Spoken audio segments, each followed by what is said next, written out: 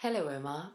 My name is Amy. May I examine you? Yes. On general examination, note if the patient looks unwell, breathless, cyanosed, frightened or distressed, or has any scars. Please, could I see your hands? Signs in the hands may include tobacco staining, peripheral cyanosis, splinter hemorrhages, Janeway lesions, Osler nodes, and finger clubbing. Cardiovascular causes of clubbing include cyanotic congenital heart disease and bacterial endocarditis. Thank you.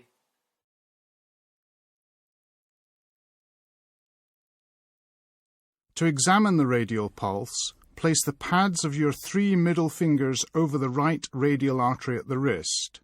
Assess the rate, rhythm and volume. Count the pulse over 30 seconds and multiply by 2 to obtain beats per minute.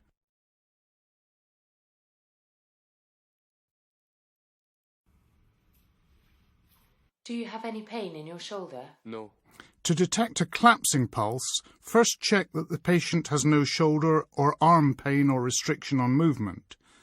Feel the pulse with the base of your fingers, then raise the patient's hand above their head. Palpate both radial pulses simultaneously, assessing any volume differences or delay. To measure the blood pressure, the patient should lie or sit and rest with the arm comfortably supported at about heart level and free of tight clothing. Position an appropriately sized cuff with the centre of the bladder over the brachial artery.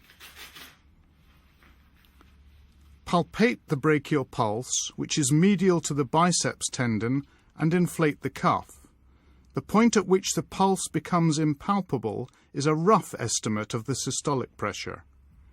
Inflate the cuff by a further 30 millimeters of mercury, then listen over the brachial artery with the stethoscope diaphragm. With the cuff inflated above systolic pressure, you should not hear anything. Slowly reduce the cuff pressure by 2 to 3 millimeters of mercury per second. Note the reading when you start to hear a regular tapping sound. This is the systolic pressure. Continue to deflate the cuff slowly. The point at which sounds are no longer heard is the diastolic pressure. More subtle features of the Korotkov sounds are described in the book.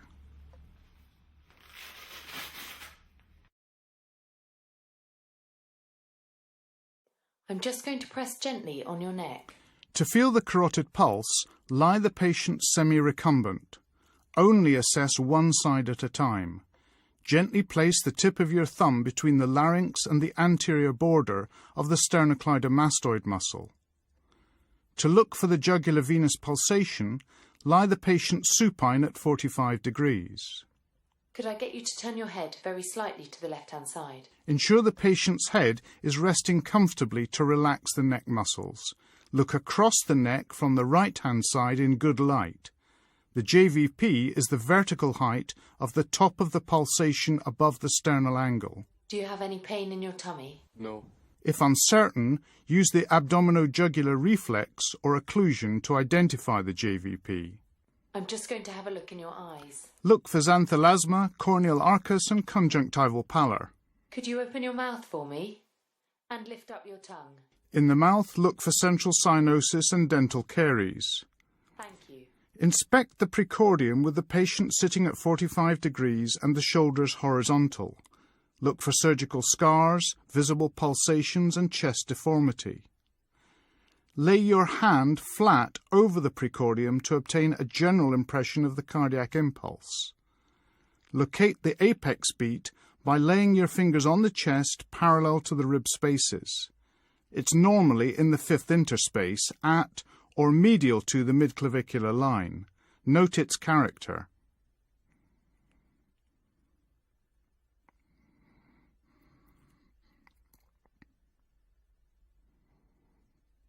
Could you take a deep breath in, breathe out, and hold? Feel for a right ventricular heave with the heel of your hand in the left parasternal area. Breathe normally. Feel for thrills with the flat of your fingers at the apex and both sides of the sternum. A thrill is a palpable vibration. If you subsequently hear a murmur on auscultation, go back and feel for a thrill in order to grade it. The stethoscope bell emphasizes low-pitched sounds such as the normal heart sounds. The diaphragm is better for higher-pitched sounds. At each site, identify the first and second heart sounds. Assess their character and intensity. Note any splitting of the second heart sound. Feel the carotid pulse with your thumb to time any murmur. Concentrate in turn on systole and diastole. Listen for added sounds and then for murmurs. Soft diastolic murmurs are sometimes no more than a so-called absence of silence. Listen to the precordium systematically with the bell and then the diaphragm.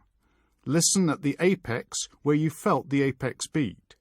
This is a good site to hear mitral murmurs. The lower left sternal border is the best place to hear the murmur of a VSD. The upper left sternal border is the best place to hear pulmonary valve murmurs, and the upper right sternal border is a good place to hear the murmur of aortic stenosis. Please take a breath in and hold. Breathe normally. Listen over the carotids with the diaphragm. You may hear the radiation of an aortic stenosis murmur or carotid bruits. Listen in the left axilla with the diaphragm. The pansystolic murmur of mitral regurgitation, often described as loud and blowing, can radiate here. Next, listen specifically for mitral stenosis with the bell at the apex.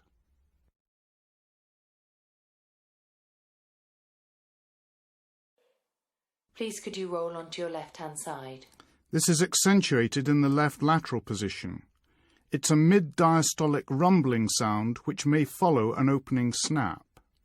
Please could you sit forward for me? With the patient leaning forward, listen in held expiration. Take a deep breath in and out and hold. For the murmur of aortic regurgitation, best heard at the left sternal edge in the third or fourth intercostal space. Listen over both lung bases posteriorly with the bell for the crackles of pulmonary edema. And in and out. Examine for superficial edema over the sacrum, a common location when patients are bedbound. Use 2 fingers, press gently for a few seconds, and see if this leaves an indentation. Please lie yourself flat. Now examine the peripheral vascular system in the abdomen and legs. I'm just going to put you flat. Inspect the abdomen for visible pulsation or surgical scars. Palpate over the abdominal aorta. Remember, this is above the umbilicus. If the aorta is easily palpable, consider the possibility of an aneurysm. If in any doubt, arrange an ultrasound scan. A pulsatile mass below the umbilicus suggests an iliac aneurysm. Listen over the aorta for a bruit due to a stenosis. Also listen for renal artery bruits bilaterally. Renal artery bruits cannot be distinguished from those in adjacent vessels, such as the mesenteric arteries.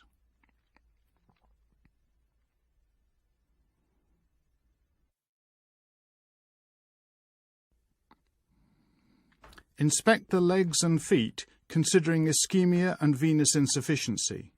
Look for colour change, loss of hair, surgical scars, and feel for temperature differences in the feet. Pay particular attention to the position, margin, depth and colour of any ulceration. Look specifically between the toes and heels for ischemic changes. Also take care to inspect the balls of the feet, the heels and their posterior aspects, which can be pressure areas in bedbound patients.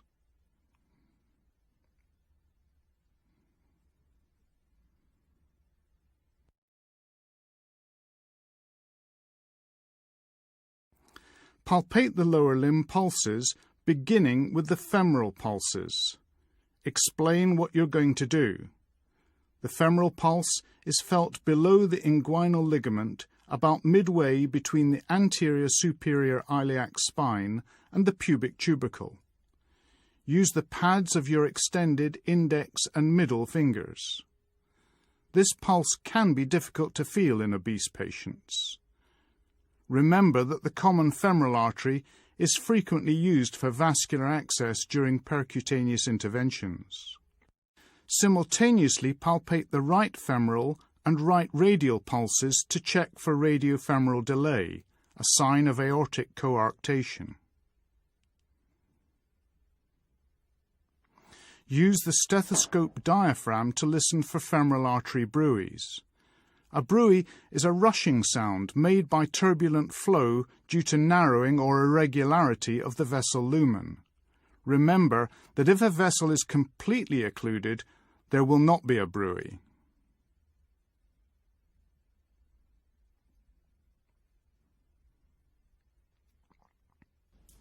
Next, assess the popliteal pulses.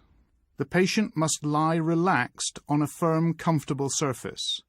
Flex the knee to 30 degrees. With your thumbs in front of the knee and fingers behind, press firmly in the fossa. The popliteal artery is sometimes difficult to feel.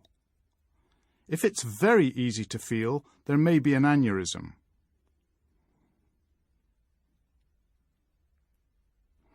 Feel the posterior tibial pulse 2 centimeters behind and 2 centimeters below the medial malleolus of the ankle.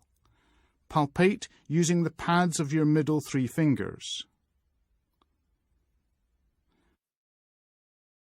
Feel midway down the dorsum of the foot, just lateral to the tendon of extensor hallucis longus, for the dorsalis pedis pulse. Use a Doppler probe to measure the ankle brachial pressure index. I'm going to lift your leg. To perform Berger's test, the patient should lie supine. Raise the patient's feet and support the legs at 45 degrees to the horizontal for 2 to 3 minutes. Look for pallor on elevation and emptying or guttering of the superficial veins.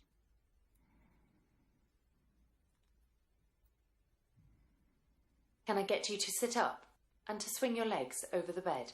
Pallor on elevation, followed by spreading redness or reactive hyperemia on dependency, is a positive result, implying significant peripheral arterial disease. Thank you.